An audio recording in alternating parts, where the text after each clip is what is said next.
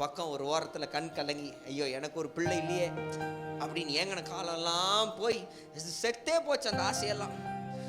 செத்து போன அந்த ஆசையை இப்போ வந்து தூண்டி எழுப்பி விட்டார். என்ன சொல்லிட்டாரு, நான் உனக்கு ஒரு வம்சத்தை கொடுப்பேன்னு சொல்லி 25 வருஷம் பொறுத்து 100 வயசுல தவமா இருந்து பெத்த பிள்ளையா அப்படின்ற ஒரு பிள்ளை. ஆனா தேவனை காட்டிலும் அந்த பிள்ளை அவருக்கு பெருசே கிடையாது. நீங்க நினைச்சுக்கிட்டீங்க ஆண்டவர் பலி செலுத்துன்னு கொண்டு வர சொன்னது வந்து ஆபிரகாமை டெஸ்ட் பண்ணன்னு. அது ஆபிரகாமை டெஸ்ட் பண்ண இல்லை, நமக்கு ஆபிரகாம் யாருன்றதை காமிக்கிறதுக்கு தான் அது.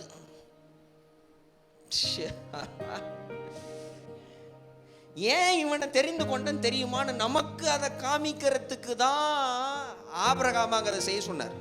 Because you think I'm joking when I tell you that he is my friend. He will do anything for me. நீ நினைச்சியா நான் ஏதோ காமெடி பண்ணிருக்கேன்னு, ஜோக் அடிக்கிறேன்னு நினைச்சியா?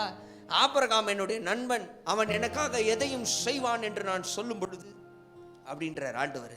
பார்க்குறியா எத்தனை ஆசையாய் காத்திருந்து இதுக்கப்புறம் வம்சா வழியே இல்லை என்று இதோ நினைத்த போதில் அப்பொழுது அவனுக்கு வாக்குத்தத்தம் பண்ணி தவமா இருந்து 100 வயசுல ஒரு பிள்ளைய பெற்று அவன் வளர்த்து எழுப்புற அந்த நேரத்தில் இப்போ கூப்பிட்டு, ஏய் அந்த பிள்ளைய வந்து பலி கொடுத்துரு அப்படின்னு சொன்ன உடனே அவன் யோசிக்கல, ஒன்றும் பண்ணல, தூக்கினான், பிள்ளைய கூப்பிட்டான், வாடான்னு கூட்டின்னு போய் நேராக போய் எடுத்தான் கத்திய. விட்டா குத்திருப்பான்.